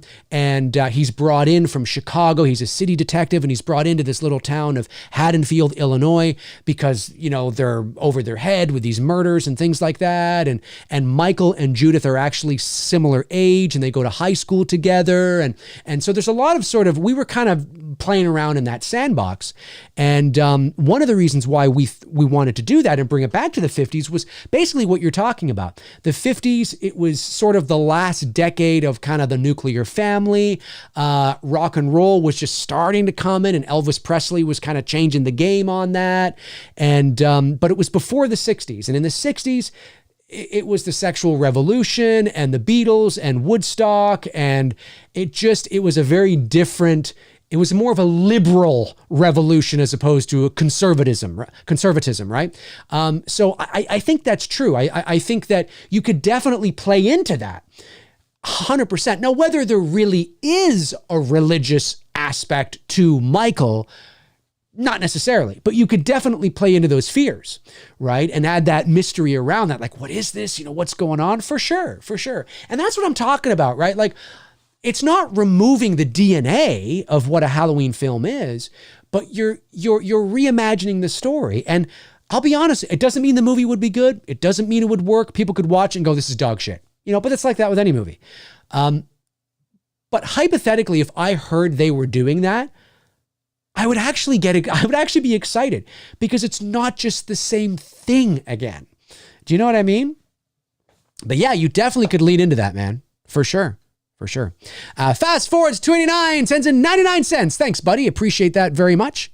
Okay, have I got all the super chats? Oh, no, wait. Another very generous super chat of $20 comes in from Christopher McIntyre and says, great channel, Dave. Thanks, buddy. Here is a little thank you from a fan. Got my IMAX Halloween Ends ticket for Friday. Hope we all can just enjoy a good Halloween movie. Cheers. Well, thank you for the generous super chat, Christopher. I really appreciate that, man. And I'm hoping for it too, man. I'm hoping for it too. I am hoping that we can walk in, because this is it. I mean, it's not the end of Halloween altogether. Michael Myers will live on in some sort of capacity. But in terms of the Halloween as we know it, connected to the 1978 original, I mean, sure, could they always make another sequel in the future that is connected to the 78 original? Sure. But this is the end of an era. This is the end of Halloween as we know it.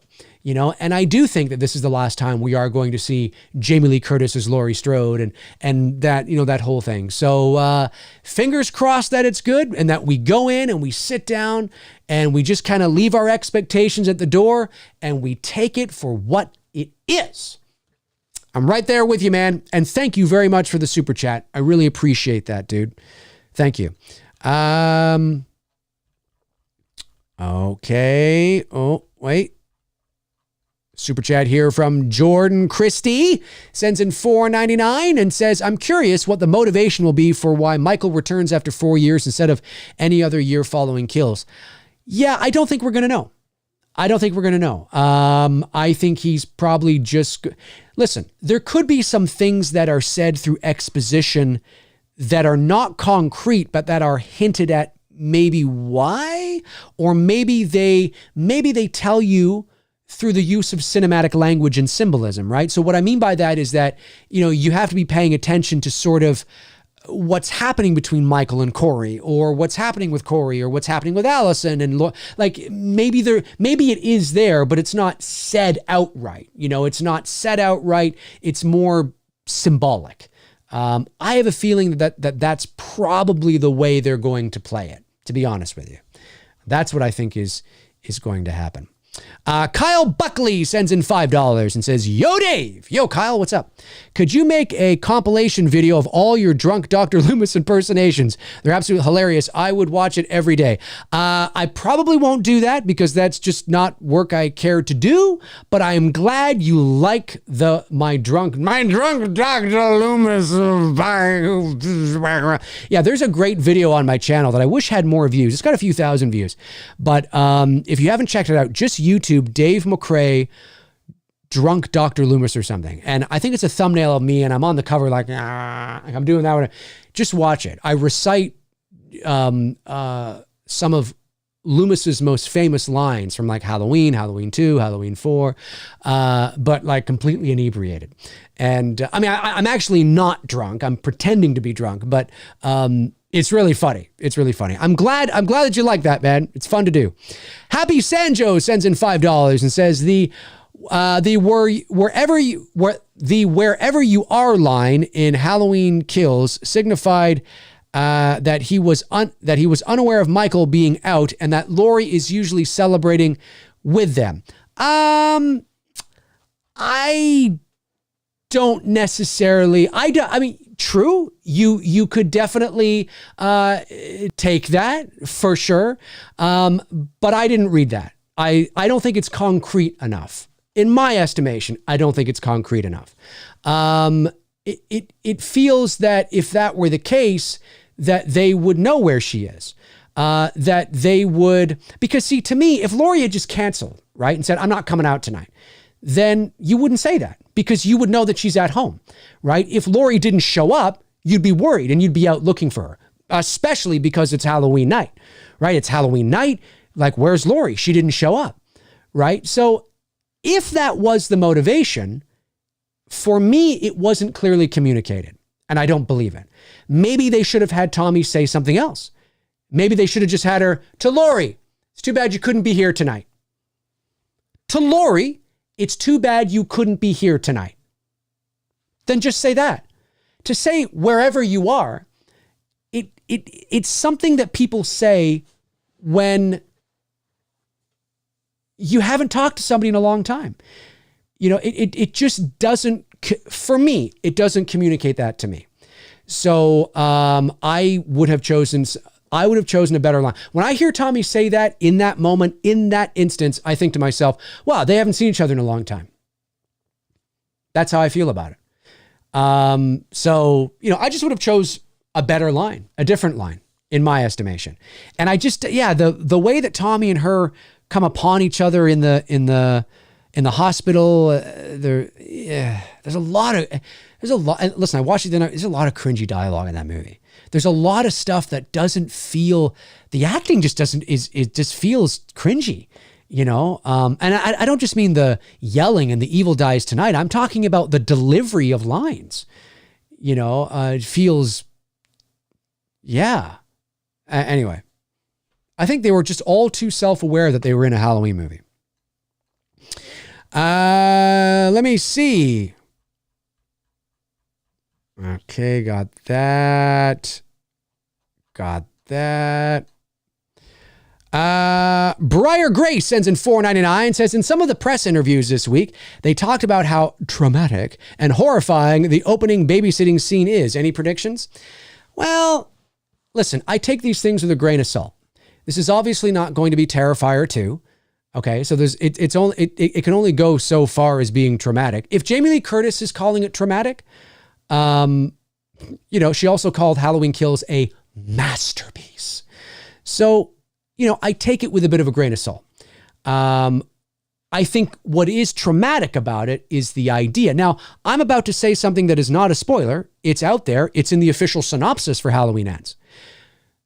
That child you see, Corey babysitting in the TV spots dies. That's not a spoiler. Maybe it is to you because you've been sort of not up on all the stuff. I'm not sure. But he dies. And he dies while Corey is babysitting. Now, I don't know if Corey kills him or if it was an accident and Corey gets blamed. But maybe Corey's not blamed. Like, maybe Corey's not blamed for the murder, because I don't think Corey would be blamed for the murder. I think if Corey was thought to have murdered the child, then Corey, unless we find out that Corey did go to juvie or he was in jail for a bit, but because of his age, he was able to get out. I don't know. I think it's really just negligence. I think Corey is supposed to be watching this child, and this child ends up dying, and it's on Corey's watch, and the parents fucking want to sue him, and his life goes to shit because the town doesn't forget about it, and all that kind of stuff. I think that's what they mean by traumatic, is sort of the overall kind of, that's a tragedy. And it's a tragedy to see the downfall of this character, you know. In terms of like execution, I don't think you're going to see any like, you know, crazy stuff or anything like that. That's my interpretation of what you're asking. Troy Grubb sends in $9.99. Thank you, Troy, and says, I liked your idea a while back, that short video you did of Halloween in the snow. Build on the atmosphere isolation. It would be something different for the franchise. Yeah, I think so too. I think you could absolutely set a Halloween movie in the snow. Now, depending on where you live in the world, that might sound very strange to you, but living here in Canada, which is a 4-seasoned country, contrary to popular belief, we do not have snow all the time. We have very cold winters, that is true, but we have very, very, very hot summers, and sometimes we get heat waves that last a couple of weeks a week or two that are over 100 degrees. So we are living in Canada. I mean, again, it depends on where you are, but certainly living in Toronto is like living in, Chicago or New York or, wherever, right? So if you live in Canada, or if you live anywhere in the US, like the Midwest or the Northeast, where you experience the 4 seasons, you do know that although not common, it's not unprecedented, okay, to get a freak snowstorm that doesn't last. It's not like it falls and then that's just it for the winter. To get a freak snowstorm in October. That has happened. Now, it usually melts in like a couple of days, but it has happened. It's not common, but it has happened. So I thought, what if there was a freak snowstorm on Halloween? You know what I mean?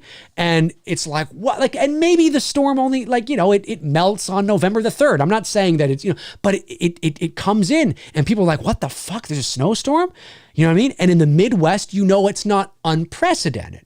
It's not like it happens every year, but sometimes it can. That would be interesting to me. And then you deal with Michael in the winter, winter, quote unquote, but you could have like these orange pumpkins in the snow, blood in the snow, and then like the power goes out and people are trying to keep warm and, all that. I think that would be interesting. It would be an interesting take, I think. But then of course you'd have, traditionalists out there that'd be like, there's no snow on Halloween. No, I know, but I want fallen leaves. Well, we can start there. We can have that. And it's a storm that rolls in or something. I don't know. We'll see. All right. Super chat from Chris Martin sends in $5. Thank you, Chris. And says, excited for Ends, but hesitant. Reviews don't drop until the day of release. Worries me. Yes. So let me tell you that... having talked to people who are in positions that would know certain things, I can say that, and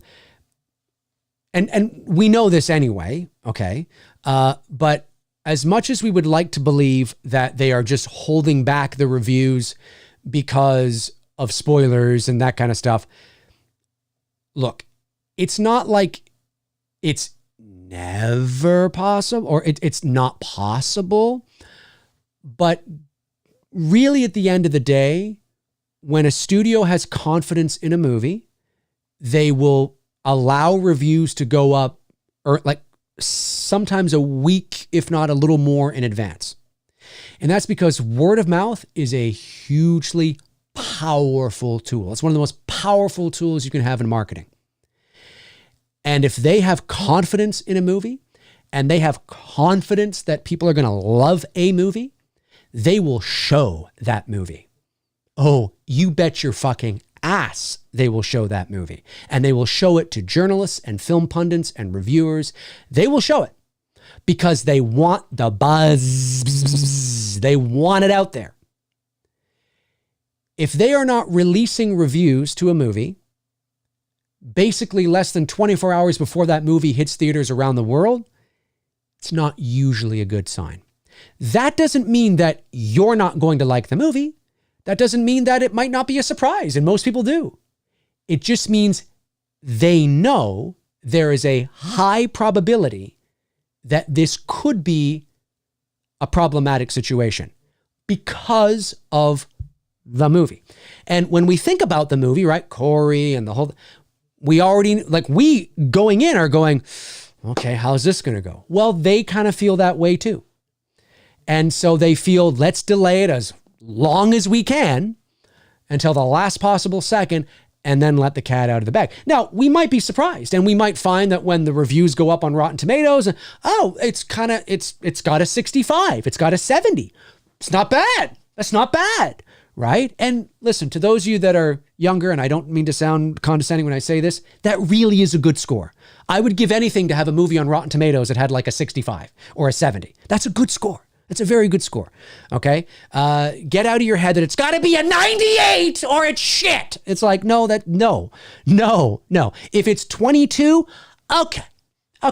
Even if it's like 56, it's like, well, half people like it, half the critics like it, half the critics, you know what I'm saying? But generally, yeah, I mean, you're always hoping for like a 60 or a 70. But maybe that'll happen. Maybe we'll look at the review, be like, holy shit. 40 reviews are in, and it's got a 69, or it's got a 68 or a 72 or whatever. It's like, wow, you know what? Huh. But the studio's not confident that it will. And that is more than likely the real reason why. The real reason why there is this delay. Because film journalists and pundits and stuff, they don't like waiting until the last minute. They don't like it. They got deadlines. They got shit they want to get out there. They don't like waiting till the last, I gotta watch this fucking movie and then I gotta write this fucking, they don't like that. They don't like when studios do that. They like having that leeway where they can watch the movie, they can let it marinate, they can write their article, they can put up their review. Do you know what I'm saying? So, yes, I can certainly, I don't work for the studio. I haven't seen the movie. I don't know. But I can certainly say that from the people that I talk to that know a lot more about this than I do, there are people that say, not specifically about Halloween Ends, but people that work, in the film industry that have told me, yeah, I mean, this is probably not a good sign. So, but who knows, right? Who knows? We'll see. Will Oxley sends in $4.99, says, have you heard anything about the similarities between the first 3 Halloween movie title cards and the DGG trilogy title cards? Love the streams. Have you heard anything about the similarities between the first 3 Halloween movie title cards? Oh, are you talking about the, I'm not quite, be a little more specific. I mean, I know what you mean when you say title cards, but are you saying, like, in terms of the font? Are you talking about? Are we talking about opening credit sequences with the title card? Are we what specifically are you talking about? I'm not too sure. But I'm glad you like the stream, or my streams. I appreciate that. But to answer your question, I haven't heard anything in relation to that. No, I haven't. I think I know what you're talking about. Okay. Did I get all the super chats? Nope. Wait, hang on. I'm getting close, folks. I'm getting close. And we got Paul B sends in $4.99, says, do you think down the line a limited series or separate film could tell an intriguing story entailing Michael's 4-year disappearance? Michael's 4-year disappearance? Well, what's Michael doing? He's just sitting in the sewer shitting, eating, crapping. I mean, not relating to Michael. I mean, maybe you could tell an intriguing story about how we got to Halloween Ends. So when we watch Halloween Ends, we're going to see Allison and Laurie, Hawkins, everybody where they are there, right? At that moment in time. You might be able to tell an interesting story about how those characters got there. It would be a drama, very heavily character driven, watching her therapy and all that kind of stuff. Sure. Yeah. I mean, maybe, but you're not going to have Michael in it. I mean, why? I mean, what's he doing? He's just sitting, shitting his pants. I mean, unless he became a Walmart greeter, what's he doing? He's literally just down there eating rodents, rats, and dogs and biding his time. I mean, so I would say in relation to Michael, probably not. Probably not. And I don't think anybody really cares to watch a limited series how Lori and Allison came to where I don't think it's strong enough personally. But it's an interesting question. All right. I think I got all the super chats. I believe I did anyway. I believe I got all the super chats. All the goddamn super chats. Dr. Lewis, yeah, so what do you want? You son of a bum. Let's see if I can get some non-super chats. Zach Axiola says, this Halloween trilogy has struck a more emotional chord with me. Excuse me. A more emotional chord. Me and my sister have a past of being abused by our biological parents. I'm very sorry to hear that, Zach. So the themes of trauma and guilt resonate with me personally. I think that's amazing. I think that's awesome. And again, my sincere thoughts are with you and your sister. That's awful. That's fucking awful. It's awful. You know, I mean, it's awful no matter what.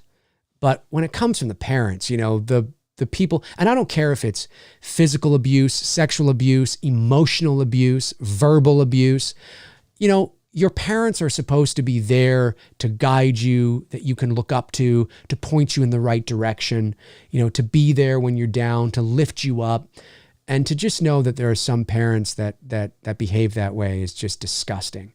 So, yeah, I'm sorry to hear that, man. But you know what? To your point, right? I mean, that really hits you, right? That resonates with you. And that's, and I think that's amazing.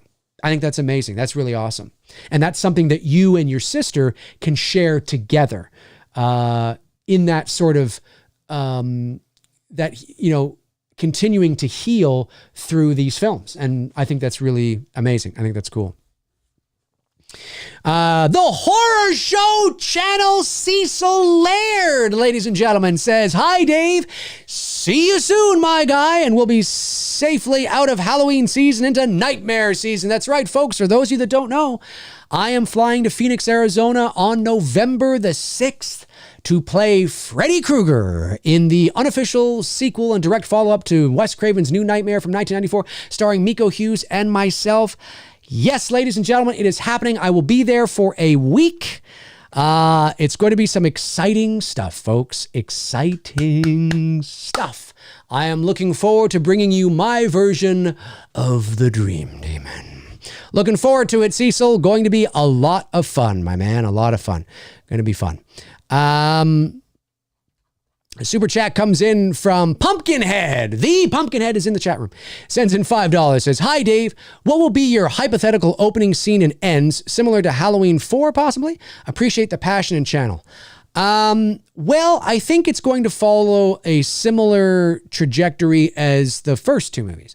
So Halloween 18, we got sort of like a prologue, and then we hit the title, right? You know, say something, and then the title sequence. With Halloween Kills, same thing, right? We got the whole flashback, and then Halloween Kills. I think the same thing will probably happen here. So my estimation is that the prologue, essentially, for all intents and purposes, is going to be the night that Corey is babysitting this little child. I think that makes sense. I think that's what we're going to see first. And then when that, and again, I have no knowledge of this. I'm just looking at the patterns and what we know about the film. That's probably what it's going to be. And then once that whole shit hits the fan, then we'll see the title come up, Halloween Ends, and there'll be an intro and blah, blah, blah. And then we'll fast forward 4 years into the future. That's what I think is probably going to be, is probably what you're going to see when it comes to that. And we'll find out in a couple of days. We'll find out in a couple of days.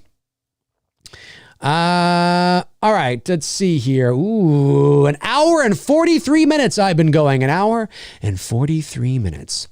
Let's see what I'm see if I can catch somebody here. Great to see you guys chatting amongst each other. Justin Hill, my man, Justin Hill says, Dave, sorry to switch topic. That's all right. But I'm just seeing your phone call to Ernie video. Absolutely hilarious. Hope all is well. Love the channel. Hope you figured out who was scamming the channel.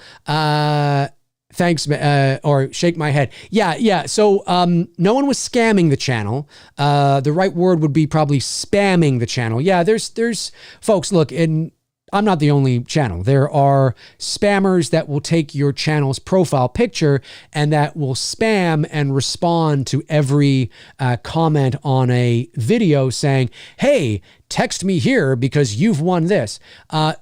Don't buy into it. Don't just look at the profile picture. Look at the name as well. If it doesn't say Dave McRae, first of all, I would never do that, first of all. But if you want to know if it's me or not, click on the channel and you will soon find out that the channel has no content. It's clearly not me. So do not pay attention to that. I try to get to it as quickly as I can and block those channels from the channel. But sometimes it takes me a bit to get to them. But yeah, no, the Ernie video. Yeah, that was a video I did like 5 or 6 years ago. I just took a Sesame Street clip with Ernie and Bert and I put myself on the phone as if I'm the one that Ernie is talking to on the phone. But you know, I'm being like belligerent and swearing and stuff. And it's funny because it's Sesame Street, right? But there were even some people, it's like, I don't know, I did that in like 2015 or something. Or maybe it wasn't that long ago. Maybe it was 2017. Anyways, there were people in the chat, not everybody, but there were some people in the chat, in the comments that were like, is this real? Since when is there swearing in Sesame Street? And I'm like, oh my God, you gotta be kidding me. Just YouTube Dave McRae Sesame Street, it'll probably pop up. I'm actually surprised it hasn't been taken down because there was another little funny spoof thing I did with Grover. Oh no, sorry, was it with Grover? It was with the Muppet that has the mustache that Grover used to always pick on at his restaurant and stuff. I'm dating myself here. I'm going back to like Sesame Street from like the 80s. Anyways, he was in a chair and he was getting a call from a pizza place or whatever. And I was sort of being, you know, crass and I was the pizza place on the phone. But that got taken down. Sesame Street took that down. I'm surprised I haven't taken down the other one. But anyway. Whatever. I think it's got like over 1,000 views or something. It's funny. Dennis Williams says, hey, Dave, is there anything that has you worried with Halloween Ends? And how much would Halloween Ends need to make to be considered a success? Well, that depends, right? In terms of box office, Halloween would probably only... Let's see. I think it's a $20 million budget. They probably spent $20 million on marketing. In order for Halloween Ends to be a financial success, to earn its money back, it probably has to make about between $60 and $80 million, probably. And then the film starts making a profit. I would say that's probably a good ballpark. And I think it will probably do that pretty easily. For me, if you're asking, that has me worried about it. Well, it's just the stuff that has us all worried. Really, is the Corey angle. You know, this whole sort of apprentice that Michael Myers kind of has. You know, we'll see, right? But I think that's pretty. I think everybody kind of has that worry, if I'm not mistaken. All right. Lance Noonan says, Dave, I don't like the Trick or Treat Studios Michael Myers mask thumbnails. It's not the mask you get. They should change it. Yeah. Well, I mean, technically it's not false marketing because it is the mask. But, yeah, because these masks are mass produced, you know, there is a mold and they mass produce them, and it's not about quality. Look, I'll be honest with you. Okay. I'll be totally honest with you. I don't know how old you are, Lance. I'm 43, and anybody who's my age or a bit older, even if you're a little bit younger, you know that getting a Michael Myers mask in the 80s, well, in the 80s, it was like next to impossible. In the 90s, it was, I mean, they weren't even called Michael Myers masks. They were called like, you know, the white face mask or the blank mask. You know, you knew that's what it was supposed to be, but they didn't have the official licensing to call it that. And those masks from the 80s and 90s were dreadful, awful. They looked nothing like Michael Myers. I used to walk around and trick or treat and people thought I was Jason. Like it was so frustrating. It was so annoying. So I can tell you that, yes, I know that maybe it's not exactly movie accurate, but I can tell you they are light years ahead of what we had 35, 40 years ago. And I can tell you that I would have given anything to have even the shittiest Trick or Treat Studios mask. I would have been like,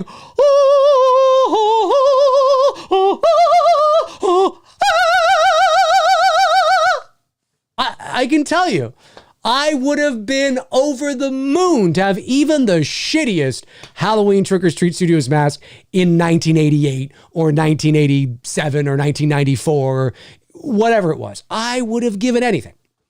Yeah. I do understand your point that yes, because they're mass produced, sometimes you don't know what you're going to get. So yeah, it can be tricky. It can be tricky.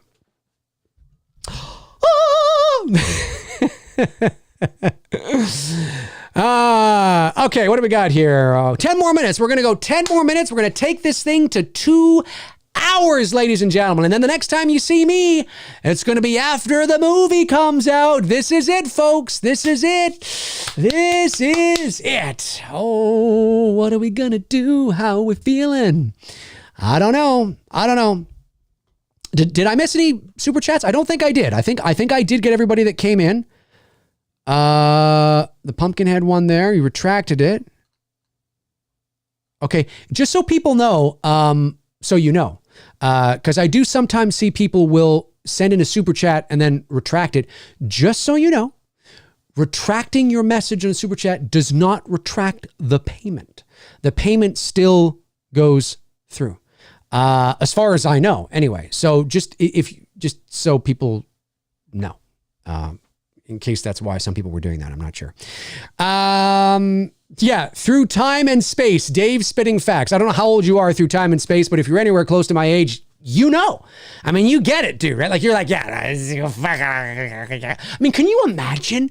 Think back to when we were kids. Can you imagine having a Trick or Treat Studios mask in 1988? Oh, like their H78, even the shittiest H78 would have been like, oh, my God, it would have been amazing. But yeah, no, there's different levels of quality, Let me see here. Rob Thinoff, my man, says, Dave, what is the one thing that will shell shock you and ends if it happens? You know what? I'll be honest with you. If Lori dies, now that sort of I've been listening to her in interviews and to David Gordon Green and the cast and the press junket tour is in full action. And it's been in full action for, last couple of weeks. I will be very shocked if she actually dies. Very surprised. Now, depending on how they do it, I might be like, hey, yeah, that's amazing. But I would be very surprised if she dies. Now, knowing now what we know, essentially. Alex Schembach says, Dave, DGG said ends is sort of a love story in a recent interview. Ideas and what that may mean. Well, I think he's probably meaning philosophically, a love story in the sense that it brings family back together. It's a love story that finally puts the evil to bed and that it finally can bring peace to the town of Haddonfield with no worry that he's going to return again, or, it ultimately brings Lori and her granddaughter back together, Lori and Hawkins back together, it solidify. It's a happily ever after, basically, is I think what he's referring to. I don't think he means it literally, where Michael and Lori are on Tinder and they're dating, it's a love story and they fall in love. And I don't think anybody's falling in love with anybody necessarily, unless you're Hawkins and Lori. And maybe that just helps to solidify the love that they already share for each other. I think it could mean that. Yeah, it could mean that. That's what I'm going to go for anyway.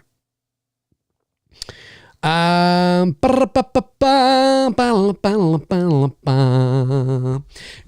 Crenshaw says, I don't have to see this crap to know that the imposter idea sucks. Well, Jimmy, then I will suspect that you will not be seeing this crap. I suspect that you will not go to... Listen, you already know that this imposter idea is dog shit. So do not waste your money going to the theater, man. Like, seriously, if you are so convinced that this is crap, and you may very well be right, then don't go to the theater. Like, save yourself $15 and gas and just stay home. Wait till it comes to streaming and watch it for free or something. That's what I would do. Evil Alex says, Dave, somebody asked about a bold prediction some streams ago. I say Laurie lives, Michael dies. Corey walks away after getting shot, like Myers becoming the new evil. What do you think about it? I think it's entirely possible. Yeah, I do. I don't think that necessarily means that they're going to start making movies with Corey Cunningham. Hypothetically, if that is the ending, I don't think that necessarily means that they're going to start making movies with Corey Cunningham. Could they? Sure. But again, it's the symbolism of what it means, right? They're using symbolism and cinematic language to help illustrate to you that evil will always be out there. Like what the original ending of John Carpenter, like what the ending of the original Halloween was supposed to symbolize. As I've said ad nauseum, Michael is gone at the end of that original movie, not to set up a sequel. I mean, sure, you could, that's it works, but that's not why he was gone. He was gone to bring the message of the movie home, which is you cannot kill the boogeyman. Evil is always out there. That's why they have those static shots of the living room, the house, the street, the stairs, and you hear his breathing, showing you that he's there. He's everywhere. He could be everywhere at every moment, because it was just this little low budget movie that wasn't supposed to do anything. Like I've said, it's like a 90-minute Hitchcock Twilight Zone episode. I mean, that's all it is. And that's what it is. And that's why Laurie says,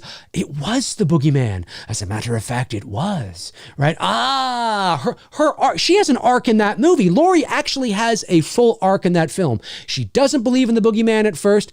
Laurie, what's the boogeyman? There's Tommy, there's no such thing. And then it was the boogeyman, right? It all comes together. So if they pull he's gone with Corey, I think that's what they're alluding to, is that evil will live on. Evil will live on. Now, for modern audiences, that may be like, no, what the fuck? That doesn't make any sense. They're going to make movies with Corey and Michael. I get it. But I think, and I don't want to speak for him, obviously I don't know the dude, but I think if I had David Gordon Green sitting beside me right now, I have a real positive feeling that he would be like, yeah, that's exactly what this is. But who knows? Maybe that's not the ending. Maybe the ending is everybody dies. No. But one thing I do know, or I don't know, one thing I really feel confident on now is, yeah, I think Laurie is going to survive. I do. I just have that feeling that's going to happen. All right, a couple more minutes to go. Dennis Williams says, I love Halloween, but I'm ready for some of my other favorites, like Friday the 13th.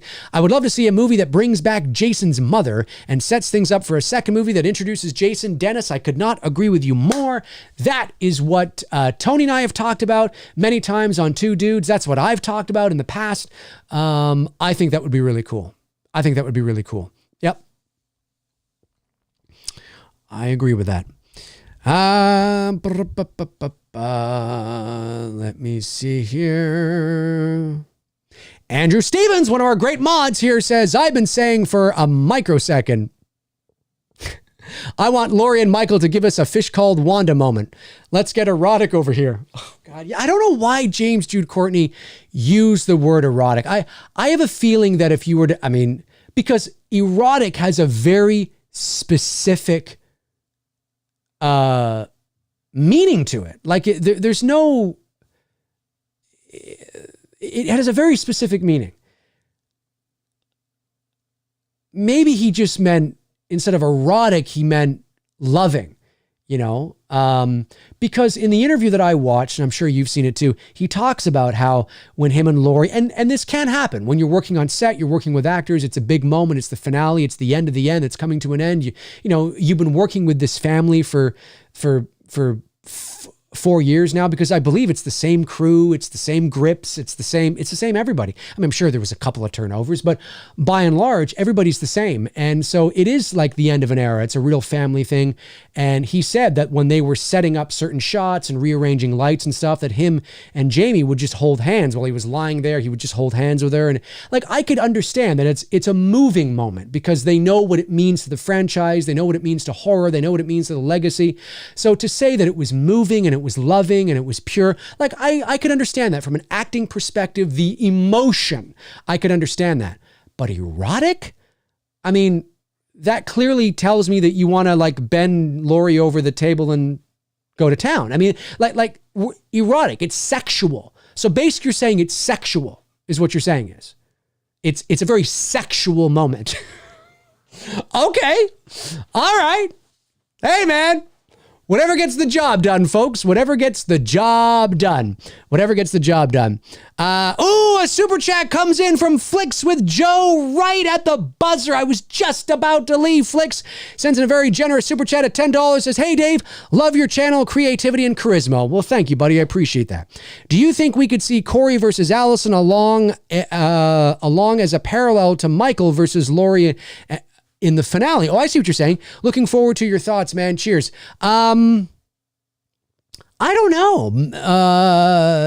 I mean, it obviously wouldn't carry the same weight because there isn't the history there between Laurie and Michael, right? There's 44 years, even though all the other sequels don't exist. In the pop culture zeitgeist, in our pop culture consciousness, there's a lot more weight. There's a lot more meaning. Maybe.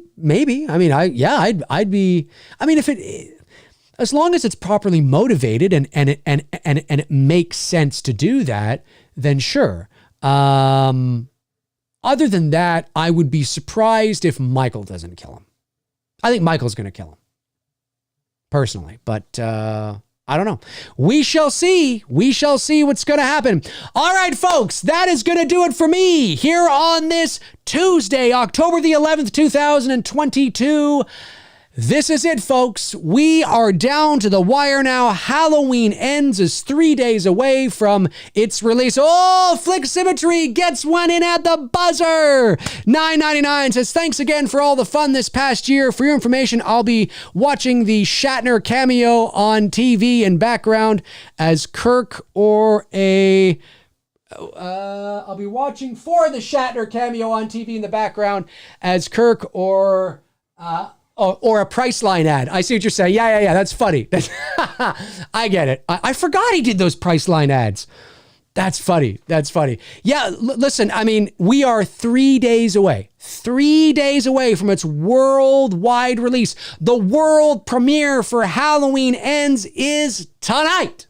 I believe it's tonight. Here I am hamming that up, and it might not be, but I think it is. It's tonight. And then Thursday night, some people have already said they've got their tickets for late Thursday night. Clearly, there are screenings Thursday night. This is it, ladies and gentlemen. We are in the home stretch. It is on. It is over. Well, not over yet. We are coming down to the line. This is it. And I will be back later on in the week at some point to let you know my thoughts. Thank you to my great moderators, of course, Frank Riker, Tabitha Shore, Darren Sands, Chris Baber, Andrew Stevens, and Cody Snyder for doing what you guys do. I really appreciate it. I saw that, Andrew, I believe it was you. You were doing your job today, filtering out some people that just are dicks. Really appreciate that. Thank you, Andrew, so much. It means a lot. So, yeah. Hey, if you want to follow me on social media, you can. There are my links right there. Twitter, Instagram, Facebook. All my links are in the description. Check them out until your heart's content. And when your heart is content, check them out again. That's going to do it for me. In the meantime and in between time, I will talk to you soon. Cheers.